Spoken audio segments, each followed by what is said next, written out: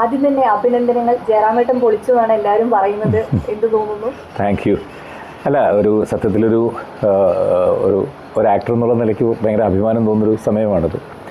കാരണം ഇന്ത്യൻ സിനിമയുടെ ഒരു അടയാളപ്പെടുത്തുന്ന ചില സിനിമകൾ, ബാഹുബലി അല്ലെങ്കിൽ KGF എന്നൊക്കെ പറയുന്ന പോലത്തെ അതിനേക്കാൾ മുകളിലേക്ക് പോകും എന്ന് നിർമ്മാതാക്കൾ തന്നെ അവകാശപ്പെടുന്ന ഒരു സിനിമയുടെ ഭാഗമാകാൻ കഴിയുന്നു. അതിലൊരു മലയാളി സാന്നിധ്യം കൊണ്ടുവരാൻ കഴിഞ്ഞതിൽ വളരെയധികം അഭിമാനമുണ്ട്, സന്തോഷമുണ്ട്.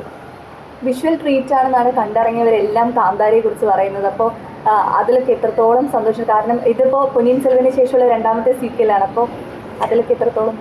അതായത് ഋഷഭ് ഷെട്ടിയുടെ ആദ്യത്തെ കാന്താര കണ്ടിട്ട് ഞാൻ അദ്ദേഹത്തിൻ്റെ നമ്പർ തപ്പി കണ്ടുപിടിച്ച് വിളിക്കാൻ വേണ്ടി ശ്രമിച്ചുകൊണ്ടിരിക്കുന്ന സമയത്താണ് അദ്ദേഹം എന്നെ വിളിക്കുന്നത്. ഞാൻ പെട്ടെന്ന് ഇതായിപ്പോയി, അതിശയിച്ച് ഞാൻ തിരിച്ചു പറഞ്ഞു, ഞാൻ നിങ്ങളുടെ വലിയ ഫാനാണെന്ന് പറഞ്ഞപ്പോൾ അദ്ദേഹം ഇങ്ങോട്ട് പറഞ്ഞു, മലയാള സിനിമ കണ്ടാണ് എൻ്റെ വളർച്ച. ഞാൻ ഒരുപാട് കാലം കാസർഗോഡ് അതിർത്തികളിലാണ് ഉണ്ടായിട്ടുള്ളത്. പല ജോലികൾ ചെയ്തപ്പോഴും കേരളത്തിൽ നിന്നുള്ള സിനിമകളാണ് അധികം കണ്ടിട്ടുള്ളത്. അപ്പോൾ അന്നത്തെ കാലത്ത് ഞാൻ അധികം കണ്ടിട്ടുള്ള സിനിമ മമ്മൂട്ടി, മോഹൻലാലും ജയറാമിൻ്റെ സിനിമകളാണ് ഏറ്റവും കൂടുതൽ കണ്ടിട്ടുള്ളത്. എൻ്റെ ഫാനാണെന്ന് ഇങ്ങോട്ട് പറഞ്ഞപ്പോൾ ഞാൻ സത്യത്തിൽ അതിശയിച്ചു പോയി.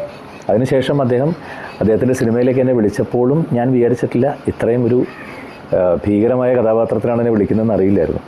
ഞാൻ ചെന്ന് കഥ കേട്ട ശേഷം ഫസ്റ്റ് ഞാൻ എൻ്റെ ഭാര്യയാണ് വിളിക്കുന്നത്, ത്രില്ലടിച്ചിട്ട്. ഒരുപാട് വേരിയേഷൻസ് ഉള്ളൊരു ക്യാരക്ടറാണ്, ഒരുപാട് ലേയേഴ്സ് ഉള്ളൊരു ക്യാരക്ടറാണ്. അതുകൊണ്ടായിരിക്കും ഒരുപക്ഷെ അദ്ദേഹം എന്നെ എന്തിനാണ് സെലക്ട് ചെയ്തതെന്ന് ഞാൻ ചോദിച്ചായിരുന്നു. അപ്പോൾ ആ കഥാപാത്രം ഇങ്ങനെ പോയി ഇന്ന ഒരു ഡൈവേർഷനിലേക്ക് അങ്ങനെ പോയി നിൽക്കുന്നതാണ്. അതെനിക്ക് ആദ്യം എൻ്റെ മനസ്സിൽ ഓർമ്മ വന്ന് ജയറാമിനെയാണ് എന്ന് പറഞ്ഞിട്ടാണ് എന്നെ വിളിച്ചത്. ഒരുപാട് സന്തോഷം, അഭിമാനം. 1000 കോടിക്ക് മുകളിൽ പോകും എന്ന് പറഞ്ഞുകൊണ്ടിരിക്കുന്ന സിനിമ ഞാനിപ്പോൾ നിർമ്മാതാക്കളെ വിളിച്ചപ്പോൾ അതിനും മുകളിൽ പോകുമെന്നാണ് പറയുന്നത്. ലോകം മുഴുവൻ എല്ലാ ഭാഷകളിലും ഒരേപോലെ ഹിറ്റായൊരു സിനിമ. സന്തോഷം, ഒരുപാട് സന്തോഷം. ഇപ്പോൾ ഋഷഭ് ഷെട്ടിക്കൊപ്പം ഒരു മുഴുനീള കഥാപാത്രമാണ്, ഒരു 4ാം നൂറ്റാണ്ടിലെ രാജാവൊക്കെയാണ്. അപ്പോൾ അത് എത്രത്തോളം ബുദ്ധിമുട്ടേറിയിട്ടുള്ള ഒരു കഥാപാത്രമായിരുന്നു അഭിനയിക്കാനൊക്കെ? അതായത് ഒരു ഡയറക്ടർ, ആക്ടർ, അല്ലെങ്കിൽ അതിൻ്റെ ഒരു പ്രൊഡ്യൂസർ, മറ്റെല്ലാ ഇതിലും ഋഷഭ് ഷെട്ടി എന്ന് പറയുന്ന ഒരു 1 മാൻ ഷോ അതിൻ്റെ പുറകിൽ ഭീകരമാണ്. ആ മനുഷ്യൻ 3 വർഷമായിട്ടുണ്ടാവും ഉറങ്ങിയിട്ട്. അദ്ദേഹം രാത്രി 3 മണിക്ക് ഷൂട്ടിംഗ് കഴിഞ്ഞാലും 4 മണിക്ക് എണീറ്റ് അദ്ദേഹത്തിൻ്റെ ശരീരം കാത്തു സൂക്ഷിക്കാനും ജിമ്മ്, കളരിപ്പയറ്റ്, ഹോഴ്സ് റൈഡിങ് നമ്മൾ കണ്ടു പഠിക്കേണ്ട ഒരു വ്യക്തിത്വമാണ്. അപ്പോൾ അദ്ദേഹം ഏകദേശം ആ സിനിമ തുടങ്ങുന്നതിന് ഒരു 3 മാസം മുമ്പേ ജയറാമിൻ്റെ ഓരോ സീനും ഇങ്ങനെ ഇരിക്കണം, രൂപം ഇങ്ങനെ ഇരിക്കണം, ഭാവം ഇങ്ങനെ ഇരിക്കണം, എല്ലാം വരച്ച് എൻ്റെ മനസ്സിലെല്ലാം കാണാപ്പാടമായിരുന്നു. അതേപോലെ ഡയലോഗ്സ് ആയാലും കാര്യങ്ങളായാലും ക്ലൈമാക്സിലേക്ക് പോകുമ്പോൾ ആക്ഷൻ സീക്വൻസും വാർ സീക്വൻസും എല്ലാം ഓരോന്നും അദ്ദേഹം നോട്ട് ചെയ്ത് പിക്ചറായിട്ട് വെച്ചിട്ടുണ്ട്. അപ്പോൾ അതുകൊണ്ട് അധികം ബുദ്ധിമുട്ട് വന്നില്ല. ഒരുപാട് എൻജോയ് ചെയ്തൊരു ഷൂട്ടിംഗ് ആയിരുന്നു. ഇപ്പോൾ ഒരുപാട് അഭിനന്ദനങ്ങളൊക്കെ ജയറാമേട്ടനും വരുന്നുണ്ട്. അപ്പോൾ എങ്ങനെയാണ് അടുത്ത തവണ ഒരു അംഗീകാരമൊക്കെ പ്രതീക്ഷിക്കുന്നുണ്ടോ? അതൊന്നുമില്ല. പക്ഷേ ഇത് സന്തോഷമല്ലേ, മറ്റ് ഭാഷകളിലൊക്കെ പോകുമ്പോൾ അവരുടെ അഭിനന്ദനങ്ങൾ കിട്ടുക. ഇപ്പോൾ തെലുങ്കിലായാലും തമിഴിൽ പണ്ട് തൊട്ടേ ഞാൻ സിനിമകൾ ചെയ്യാറുണ്ട്. പിന്നെ ചില എന്നെ സ്നേഹിക്കുന്ന എൻ്റെ മലയാളി ഓഡിയൻസ് എപ്പോഴും പറയാറുണ്ട്, എന്തിനാണ് അന്യഭാഷകളിൽ പോയി സൈഡ് റോൾ ചെയ്യുന്നത് എന്നൊക്കെ എൻ്റെ അടുത്ത് ചോദിക്കാറുണ്ട്.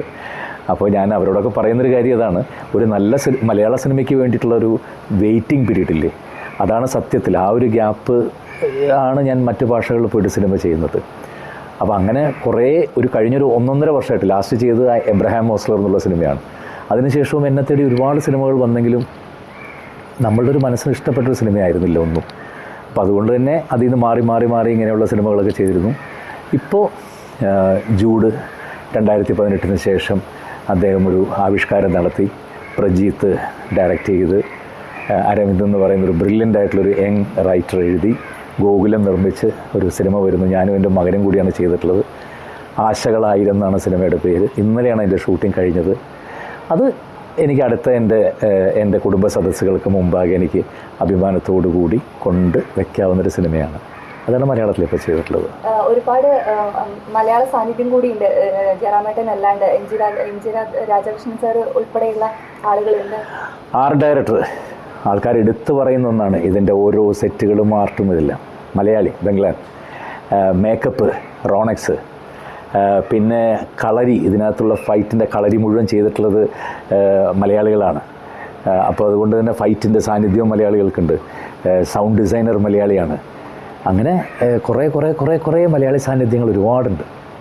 മറ്റൊരു കാര്യം കൂടി ചോദിച്ചു,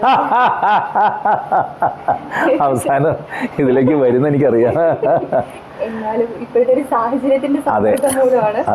അപ്പോൾ അയ്യപ്പ ഭക്തൻ ഒരുപാട് വർഷങ്ങളായി, 19 വർഷത്തോളമായിട്ട് ഇങ്ങനെ ശബരിമല, 19 അല്ല 50 വർഷത്തോളമായി ശബരിമലയ്ക്ക് പോകുന്ന ഒരാളാണ്. അപ്പോൾ ഇങ്ങനെ ഒരു അല്ല, ഞാൻ അങ്ങോട്ട് ചോദിക്കാറ്, 50 വർഷത്തിനേറെയായി ശബരിമലയ്ക്ക് മുടങ്ങാതെ പോകുന്ന ഒരു ഭക്തനെ ഒരാൾ ഫോണിൽ വിളിച്ചിട്ട് എൻ്റെ സ്വപ്നത്തിൽ വന്ന് അങ്ങേപ്പോലത്തെ ഒരു ഭക്തൻ തന്നെ വന്ന് ഇത്തരമൊരു കാര്യം ശബരിമലയിലേക്ക് സ്വർണത്തിൽ പൊതിഞ്ഞ ഇത് പോകുന്നു, അങ്ങ് വന്നൊരു പൂജ ചെയ്തു തന്നാൽ സന്തോഷം, എൻ്റെ സ്വപ്നത്തിൽ അങ്ങ് വന്നത് എന്ന് പറയുമ്പോൾ ഒന്ന് ആലോചിച്ച് നോക്കൂ. ഞാൻ എന്തൊരു അഭിമാനത്തോടെ എല്ലായിടത്തും പറഞ്ഞതറിയാം.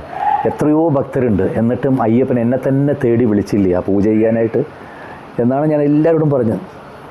അങ്ങനെ ഓടി എനിക്ക് മദ്രാസിൽ പരിചയമുള്ള ആളുകളെ മുഴുവൻ വിളിച്ചു വരുത്തി പരിസരത്തുള്ള വീടുകളിലൊക്കെ പോയി പറഞ്ഞു, ഇങ്ങനെ ശബരിമലയിലേക്ക് പോകുന്ന ഒരിത് എന്നെ തേടി വന്നിരിക്കുന്നു, എല്ലാവരും വരണം, വൈകിട്ട് ശരണം വിളിക്കണം.